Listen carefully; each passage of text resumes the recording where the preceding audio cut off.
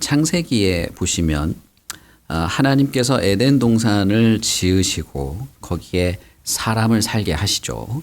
그때에 아담 혼자만 있게 하지 않고 아담의 배필인 하와를 만들어서 서로 부부로 존재하게 했습니다. 그래서 인류 최초의 인간, 그러니까 이 지구 역사에서 이제 성경에서 말하는 이제 지구 역사죠. 우리는 이것이 지구 역사라고 믿지만 우리 그 철로 역정에 있는 그 수치 같은 사람처럼 이게 과학적으로 말이 되냐 이런 사람들은 뭐 안 믿겠지만 성경에는 하나님께서 최초의 인간을 어떤 형태로 살게 했냐면 최초의 인간을 부부로 살게 했습니다. 그러니까 가정의 형태로 인간이 살아가도록 했다는 것이에요. 그래서 에덴 동산의 이 이야기를 보시면 처음부터 인간은 혼자 있지 않고 가정 단위로, 가족 단위로 인간은 존재했고 하나님은 그것을 좋아하셨다라는 것을 우리가 알 수 있습니다. 그래서 최초의 인간은 어떤 형태로 있었냐? 가족으로 있었던 것이죠. 가정을 이루면서 인간은 있었습니다. 그리고 우리가 읽은 오늘 본문 창세기의 이 본문을 보시면 특별히 아브라함의 집에 대한 내용이 나옵니다. 하나님이 아브라함이 99세 때 이 언약을 맺으면서 할례를 베풀어라 하는 내용이죠. 그런데 거기 보시면 할례를 아브라함에게 할례를 해라라고 하면서 너하고 너 자식들이 할례를 해라. 내가 약속을 맺은 표시다라고 하지 않고 너의 집에 있는 사람은 누구든지 다 할례를 받아야 된다. 이방인이든 너의 자식이든 상관없다. 혹은 다른 데서 와가지고 나그네로 여기 온 사람도 상관없다. 너의 집 안에 있는 사람이라면, 너의 집에 있는 사람이라면 다 할례를 받아야 한다라고 하죠. 그러니까 아브라함은 그 이야기를 듣고 그 하나님의 말씀을 듣고 그대로 합니다. 그래서 이 당시에 아브라함의 집에 아마 수백 명이 있었을 거예요. 가족뿐 아니라 같이 일하는 사람들, 뭐 양치는 사람들에서 아마 꽤 오래 걸렸을 거라 생각할 수 있습니다.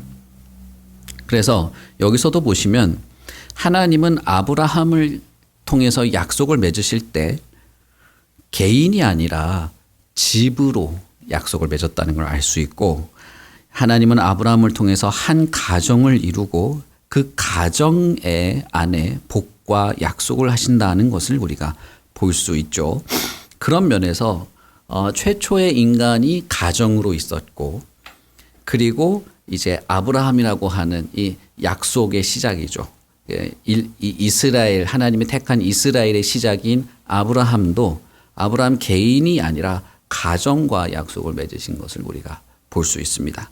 그런 면에서 가정이라고 하는 것, 가족으로 있는 것, 이것이 어떤 면에서는 하나님과 인간에게 있어서 아주 가장 기초적인 단위로 있는 것이다. 이렇게 볼 수 있겠죠.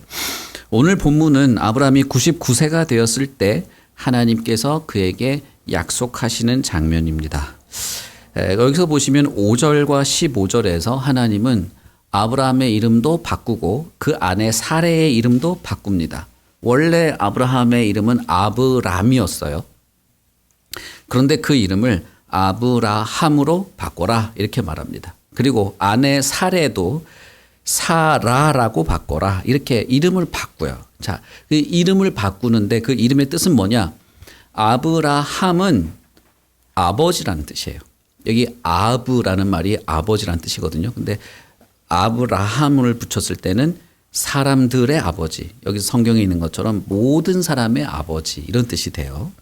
사레도 사라라고 바꿉니다. 이 사라라고 하는 이름은 여왕 혹은 뭐 공주 이런 뜻인데 우리가 읽은 본문에도 보면 왜냐하면 너를 통해서 많은 자손들이 나오고 그 자손들 중에는 왕도 있을 거야 라고 하는 면에서 너는 그래서 모든 사람들의 어머니격인 어머니가 될 것이다. 모든 사람의 여왕 같은 존재가 될 것이다 라고 약속을 하시죠. 그래서 이름을 이렇게 바꿉니다.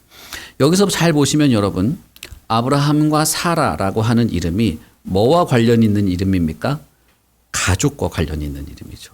그래서 남편의 이름은 아버지, 아내의 이름은 어머니 이렇게 바꿔놓은 거예요. 여러분 아담의 이름은 뜻은 무엇입니까?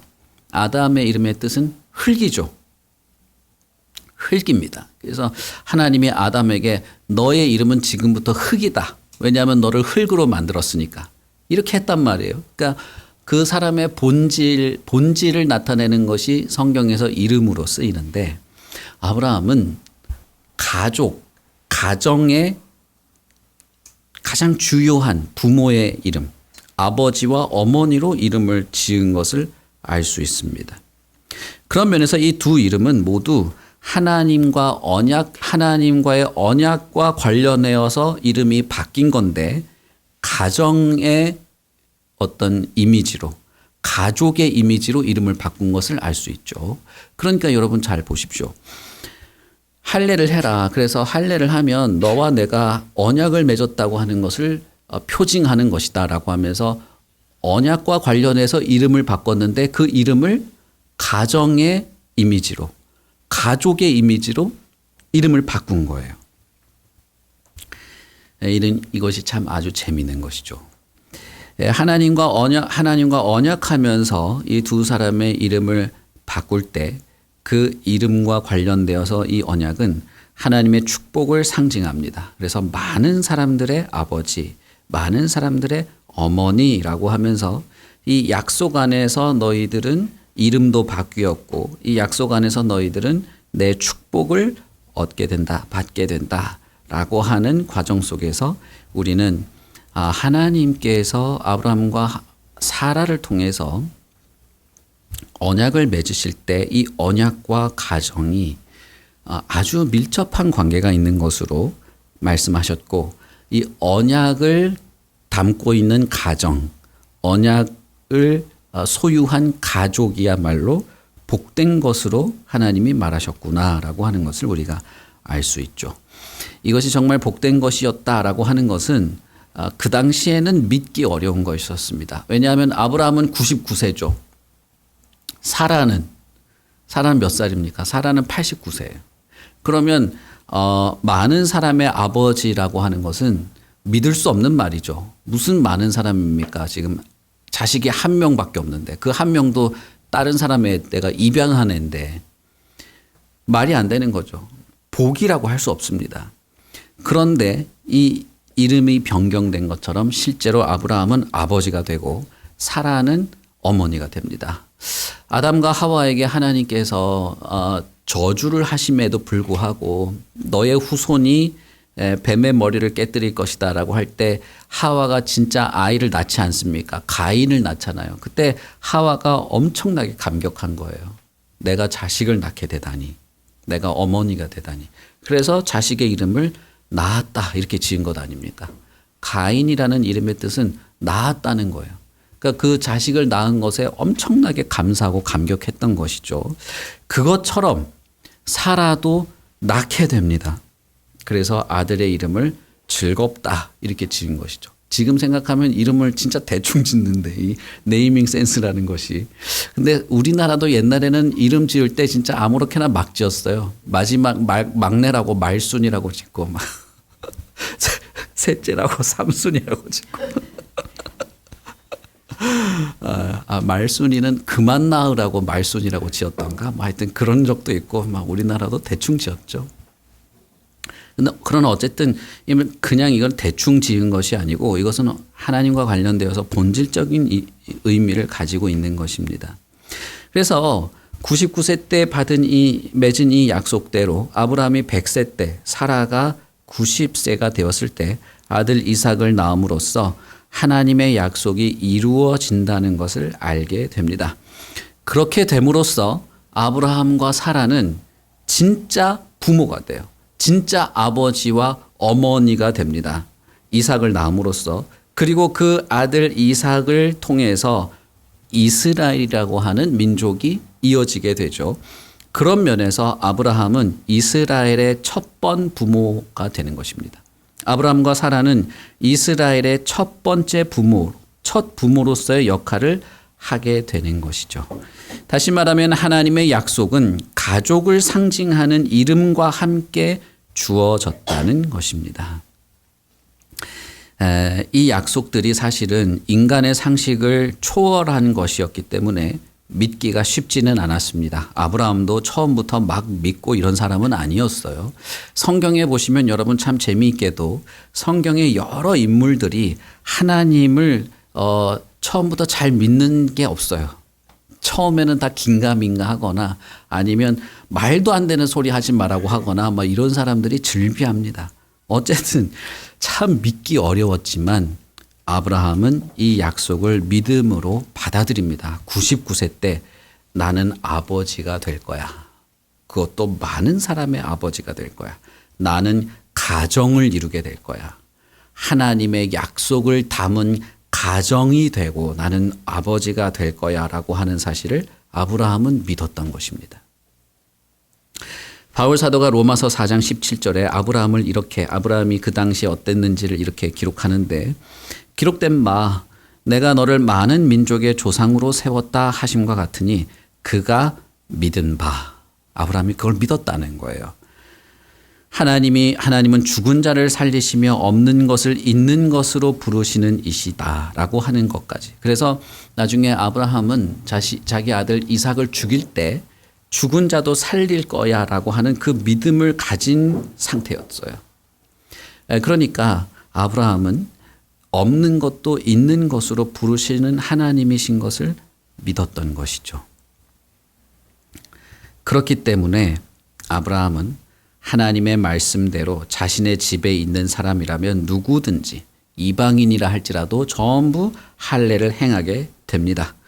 우리가 방금 읽은 말씀처럼 할례라고 하는 것은 하나님과 아브라함 사이의 언약의 징표인데 아브라함 집에 속한 모든 남성이 받도록 했습니다.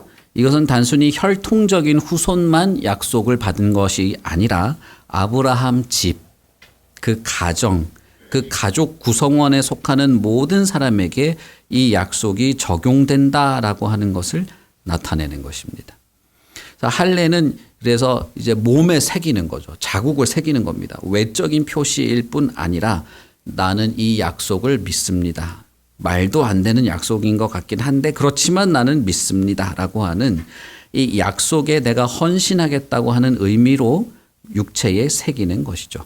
그러나 성경에서는 이 할례, 아브라함이 했던 할례는 사실은 진정한 할례의 어떤 그림자로 말합니다.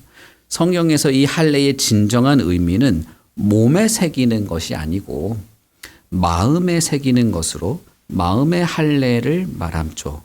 그래서 주님께 내가 온전한 마음으로 헌신하겠다. 이 약속을 내가 마음으로 받아들인다라고 하는 의미로 마음의 할례를 하는 것을 눈에 보이지 않으니까 육체에 하면서 상징적으로 한 것입니다. 그래서 성경은 사실은 너 그 남자들 그 포피를 자르는 것에 대해서 성경은 절대적인 가치를 두지 않아요. 오히려 성경은 마음의 자국을 새기는 것, 그것을 더 절대적인 가치로 둡니다. 그래서 신명기 10장 16절에 그러므로 너희는 마음의 할례를 행하고 다시는 목을 곧게 하지 말라 이렇게 말하죠. 예레미야 4장 4절도 이렇게 말합니다. 예루살렘 주민들아 너희는 스스로 할례를 행하여 너희 마음의 가죽을 베고 나 여호와께 속하라 이렇게 말합니다. 그러니까 이미 모세 시대 때부터 선지자 시대 때부터 이 피부 조각 잘라내는 거 그거를 절대적인 의미로 말한 게 아니라 그것은 마음에 새기는 것, 하나님의 약속을 믿고 받아들이고 내적으로 하나님께 헌신하겠다고 하는 그 마음을 오히려 더 절대적인 것으로 말했고 그 마음에 자국이 있는 자들이 아브라함 집에 있는 사람, 그 마음에 자국이 있는 사람이 이 약속을 받은 가족, 약속 있는 가정으로 생각했다는 것입니다. 그런 면에서 여러분, 누가 아브라함 집에 있는 사람일까요? 누가 아브라함 가정에 있는 사람일까요? 누가 아브라함의 자손이 될 수 있을까요? 왜 우리는 아브라함을 믿음의 조상이라고 말합니까? 아브라함의 집이라고 하는 것은 그래서 단순히 아브라함이라고 하는 사람에 의해서 태어난 핏줄로 이루어진 그 가족 공동체를 말하는 것이 아니고 마음의 할례가 있는, 마음의 할례를 한, 하나님과 약속을 소유한, 하나님과 약속을 맺은, 약속을 가진 공동체라고 말할 수 있을 거예요. 아브라함의 집은 하나님의 언약 공동체이고 언약 공동체야말로 교회라고 말할 수 있는 것입니다. 여러분, 우리 그 세례 교육할 때 여러분 들으셨죠? 다 아시죠? 교회가 무엇입니까? 이 세례 문답서에 있잖아요. 가장 최근에 세례를 받았던 분들한테 물어보긴 좀 거시기 하고, 교회가 무엇입니까? 교회는 하나님의 약속을 믿는 사람들의 모임이죠. 언약 공동체라는 거예요. 약속을 받은, 약속을 가진 사람들의 모임이 교회고, 그것이 아브라함의 집이고 아브라함의 가정이라는 것입니다. 그런 면에서 가족 혹은 집이란 것은 단순히 단일한 혈통을 가지고 있다는 의미라기보다는 하나님의 약속과 그 약속에 대한 믿음을 기반으로 한 영적 공동체가 교회고 가족이고 집이라고 할 수 있을 겁니다. 그런 면에서 아브라함은 혈통을 초월해서 이방인도 자신의 집에 기꺼이 참여할 수 있음을 알았습니다. 내 아들은 이삭 한 명뿐이지만 내 혈통은 이 이삭을 통해서 이어갈 것이지만 내 집에 있는 사람은 할례를 기꺼이 한다면, 하나님의 약속을 받아들인다면, 하나님의 약속을 믿고 내가 그 약속에 헌신한다고 하는 표를 새긴다면 내 가족이다, 내 가정이다, 내 집이다 라고 받아들였다는 거예요. 그러니까 할례를 행한 것이죠. 이와 똑같이 바울 사도는 갈라디아서에서 이렇게 말합니다. 너희가 그리스도의 것이라면 곧 아브라함의 자손이요 약속대로 유업을 이을 자이니라, 이렇게 말해요. 자, 여기서 바울이 말하는 유업이란 약속을 말합니다. 아브라함이라고 하는 사람에게 주신 약속을 유업처럼, 유산처럼 자식에게 계속 물려줄 거라는 거예요. 그런데 헬라인인 당신들, 갈라디아에 사는 당신들이 만약에 그리스도를 믿는다면, 당신들이 그리스도의 것이라면 당신들도 아브라함의 자손이고 아브라함의 믿음을 당신도 기업처럼, 유업처럼 물려받습니다. 그러니 이 믿음을 가진 사람은 아브라함이 믿음의 조상이 될 수 있는 것이죠. 내가 아브라함의 집 사람, 아브라함의 가정에 속한 사람이 될 수 있는 것이죠. 여기서도 바울 사도는 가족 이미지를 사용해서 설명합니다. 이와 같이 아브라함의 자손이 되는 것은 육신으로 되는 것이 아니고 혈통으로 되는 것이 아니고 하나님의 능력으로 인한 믿음으로 가능하게 되는 것이기 때문에 누구든지 그리스도께 속한 자라면 그는 아브라함의 자손이고 영적 공동체고 교회로 존재하게 되는 것입니다. 여러분, 무슨 말씀인지 아시겠죠? 이해가 어렵지 않을 겁니다. 이것이 그런데 눈에 보이는 게 아니란 말이에요. 눈에 보이지 않죠. 아브라함도 없고 믿음도 눈에 보이지 않고 우리의 믿음으로 내가 아브라함의 가족이 됐다는 사실도 눈에 보이는 건 아니에요. 그런데 하나님은 왜 하필 가족이라는 제도를 가지고 이것을 하나님의 약속을 유업처럼 이어받는 걸 설명했을까라는 것이죠. 왜 하필 아담과 하와도 가족으로 출발하게 했고 아브라함에게도 가족이라고 하는 제도를 통해서 하나님과 약속을 맺고 이 약속을 유업처럼 복으로 이어가게 했을까라고 하는 것이죠. 이것을 우리가 다 설명하기는 어렵고 뭐가 맞는지 말하기는 어렵습니다만, 그러나 우리는 이 땅에 살아가면서 지상에서 가족이라고 하는 제도를 통해서 이 하나님의 은혜, 하나님의 구원의 약속, 하나님의 복을 피부로 느끼고 경험하고 알아가고 누리도록 그렇게 하셨다는 것입니다. 눈에 보이지 않는 하나님을 경험하고 눈에 보이지 않는 하나님의 약속을 경험하고 눈에 보이지 않는 하나님의 그 구원의 은총을 누리도록 가족이라는 제도를 하나님이 시작하셨다는 거예요. 그리고 그것을 하나님은 좋게 보신 것입니다. 여러분, 성경을 우리가 믿는다면 가족 제도라고 하는 것은 하나님이 만드신 것임을 우리는 알 수 있습니다. 에덴 동산을 만들고 최초의 인간을 만들고 그 다음에 만든 건 가족 제도였어요. 왜 가족 제도를 만들었을까? 왜 이 두 사람이 부부로 살게 하고 자식을 낳아서 가정을 꾸리게 했을까? 그것은 가족이 됨으로써 가정이라고 하는 것을 내가 경험함으로써 하나님을 경험하고 하나님의 약속을 경험하고 하나님이 주시는 축복이라고 하는 것을 눈으로 보고 손으로 만지고 피부로 경험하도록 하셨다는 것입니다. 그래서 가족이라고 하는 걸 만들었고 가정이라고 하는 것을 만들었다는 거예요.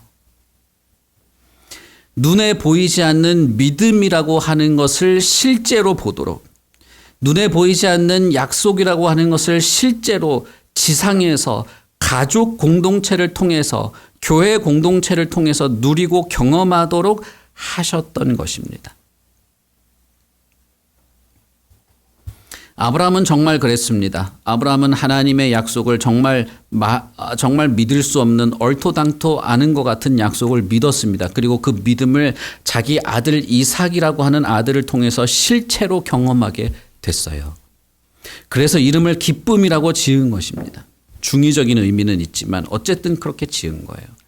하와도 마찬가지입니다. 하와도 하나님의 그 약속, 너가 여자의 후손이 뱀의 머리를 깨뜨릴 것이라는 그 약속을 믿었어요. 근데 그 믿음이라는 것은 눈에 보이지 않는 것인데 그 믿음과 약속이 성취된다는 것은 자신이 자식을 낳음으로써 실체로 보게 된 것입니다. 그래서 아들 이름을 낳았다라고 지은 거예요.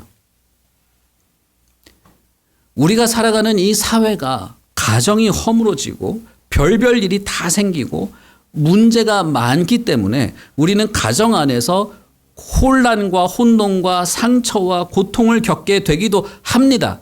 그러나 그렇다고 해서 하나님이 만드신 이 가정을 폄하해서는 안 되는 겁니다. 이 가정이 어떤 의미인지, 왜 주셨는지, 우리가 왜 이 사람과 부부가 되었고 왜 이 자녀와 함께 이 가정 안에 있는지를 우리는 정확하게 알고 그 의미를 따라 살아야 하는 것입니다. 이걸 무시해서는 안 되는 거예요. 먹고 사는 문제가 아닌 겁니다.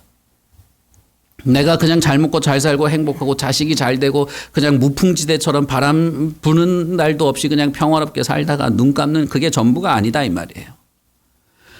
가정과 가족은 하나님의 특별한 섭리 속에서 사랑과 애정과 하나님의 말할 수 없는 노력과 수고와 피조물과 약속을 맺어가면서까지 하나님의 사랑을 부어주실 때 그것을 누릴 수 있는 그릇으로, 그것을 품을 수 있는 곳으로, 그것을 유업처럼 이어갈 곳으로 주신 것이 가정이요 가족인 것입니다.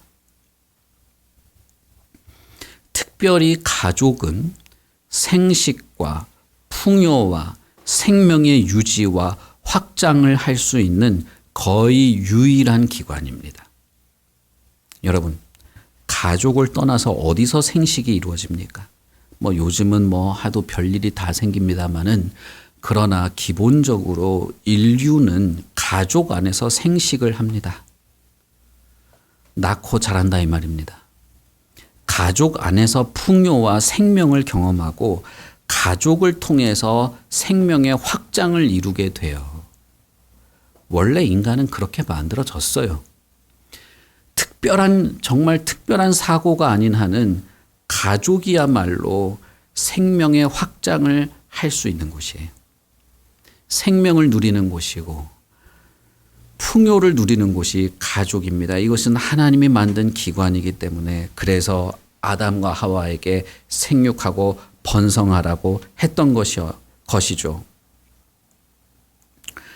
이와 마찬가지로 영적 생명력의 핵심이 가족이고 영적 생명력의 핵심은 교회입니다.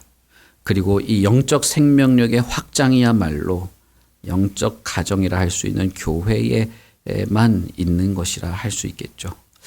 그리스도 안에서 생명의 유지와 확장을 이루어 가는 것이야말로 교회이므로 우리의 가정도 교회고 우리의 교회도 가정입니다. 우리의 가족은 그래서 교회와 직결되어 있는 것입니다. 여러분 이 사실을 믿어야 돼요. 이 사실을 아십니까? 이걸 알아야 됩니다. 그러므로 많은 경우에 성경은 이 가족의 가치를 매우 중요하게 설명하고 가족의 가치를 훼손하는 것을 몹시 큰 죄악으로 말합니다. 우리의 가족은 여러분 별것 없어 보이고 형편없어 보이고 저 인간은 또 저러고 사네 이런 마음이 들어도 여러분 조심하셔야 돼요. 우리의 가족은 교회예요. 그리고 교회야말로 가족이고 여기야말로 참된 생명의 풍요로움과 확장을 이루는 곳이 가족이고 교회인 것입니다. 그런 면에서 여러분 우리는 이 공동체, 이 거룩한 가족을 믿고 추구해 나가야만 합니다. 저와 여러분이 이루고 있는 이 가족은 교회일 뿐 아니라 가정으로, 가족으로, 믿음을 기반으로, 약속을 근거로 해서 이루어진 것이기 때문에 이 거룩한 공동체가 될 것을 바라고 추구해 나가야 한다는 것입니다. 아브라함이 모든 사람에게 자신의 집에 있는 모든 사람에게 할례를 행한 것처럼 그리고 바울이 말한 것처럼 껍데기를 가지고 이 육신의 껍데기를 가지고 할례했다고 자랑하는 그런 게 아니라 마음의 할례를 부지런히 행하는 일을 우리는 해 나가야 한다 이 말입니다. 진지한 태도로 내 가정이 우리 가정이 교회다워지도록 하나님의 언약 공동체인 교회다운 모습으로 그렇게 기능하기를 바라면서 세워지기를 바라면서 추구해 나가야 하는 것입니다. 그러므로 여기에는 가족 구성원들이 한 마음이 될 필요가 있겠죠. 우선 여기부터 시작해야 될 수도 있습니다. 우리가 교회가 하나인 것처럼 우리 가족도 하나가 되는 것이죠. 우리 가족이 한 몸인 것처럼 교회도 그리스도 안에서 한 몸인 것이죠. 그러므로 여러분 가정을 섬기듯이 교회를 섬기고 교회를 섬기듯이 가정을 섬기고 가족을 사랑하듯이 지체들을 사랑하고 지체들을 위해 헌신하듯이 가족들을 위해서 헌신하는 것입니다. 어떤 면에서 우리는 육체의 할례보다 마음의 할례가 훨씬 더 중요하다고 말할 수 있습니다. 그 말은 하나님께서 우리를 교회가 되게 했다. 아브라함의 가족을 다 할례를 함으로써 가족이 되게 한 것처럼 하나님이 나를 이 사람과 함께 교회가 되게 했다라고 하는 사실을 믿어야 합니다. 교회에 와서 저 사람은 저 사람이고 나는 나고 여러분 그건 진짜 뜯어 고쳐야 됩니다.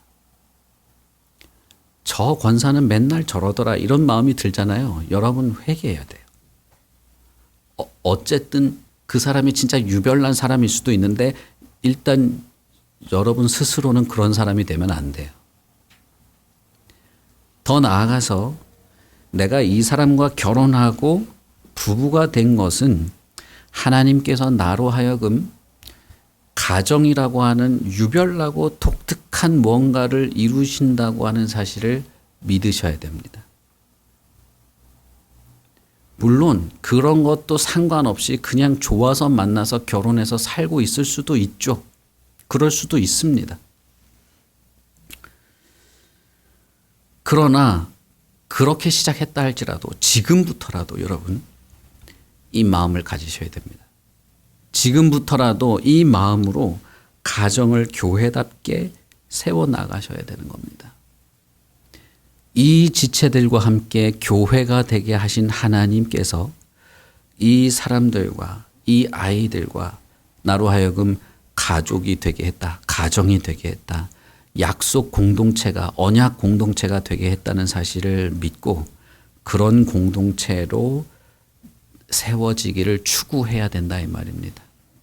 제가 여러분 예전에 말씀드렸죠. 제가 광명에 있을 때 매일 주중에 성경 공부를 하는데 그렇게 열심히 나와서 성경 공부하는 권사님이 있었어요. 그래서 성경 공부 오전에 하고 같이 점심 식사하고 다 집으로 돌아가는 거예요. 그런데 이 권사님이 같이 성경 공부 잘하고 즐겁게 점심 먹고 집에 갔는데 집에 있는 이 할아버지가 어디 가서 뭘 하는데 밥도 안 차려주고 뭐 하다 싸돌아다니다 지금 왔냐고 짜증을 낸 거죠. 권사님이 갑자기 뚜껑이 열린 거예요. 그래가지고 성경 공부 실컷 하고 성도들하고 즐겁게 식사하고 집에 갔다가 성경책을 집에 벽에다 집어 던지면서 나가 죽어라 인간아 하면서 대판 싸운 거예요. 내가 저 영감이랑 사는 게 하나님의 뜻이냐? 우리는 그것까지는 알 수가 없죠. 모르죠. 어떻게 알겠습니까? 그러나 그런 환경이라도 나는 여기가 교회라는 사실을 믿어야 된다 이 말입니다. 그렇다 할지라도 이 사람과 내가 하나님의 거룩한 교회로 약속 공동체로 존재해야 된다는 사실을 아셔야 된다 이 말이에요. 그걸 추구해 나가야 된다는 겁니다. 그걸 위해 기도해야 하고 그걸 위해 헌신해야 합니다. 마치 교회에 내가 헌신하듯이 그래야 한다는 거예요. 하나님이 가족을 그렇게 시작하셨기 때문입니다. 여러분, 저가 잘하고 있어서 이런 말을 드리는 건 아니에요. 저도 제대로 못하죠. 못합니다. 그러나 그럼에도 불구하고 하나님이 아브라함 집에 할례를 행하도록 하면서 이 할례를 가진 자들은 다 너희 집에 있는 사람이고 내 복을 약속받은 사람이고 복을 자자손손 내가 그 약속을 대대로 이어갈 사람이라고 하신 그 사실을 우리는 믿어야 합니다. 그 믿고 그것을 추구해 나가야 합니다. 저와 여러분의 가정이 저와 여러분의 가족이 정말 이렇게 영광스러운 하나님의 가족이라고요? 그렇습니다. 그러니 여러분 우리 가족을 위해서 기도합시다. 배우자를 위해서 기도하시고 자녀를 위해서 기도하시고 부모를 위해서 기도하시고 이 가정을 위해서 이곳이 거룩한 교회요 하나님의 약속의 유업을 이어가는 곳이 되기를 위해서 서로 사랑하고 섬기며 헌신하는 아름다운 공동체가 되도록 같이 기도하시면서 그렇게 세워져 가시길 바랍니다. 우리 같이 기도하겠습니다.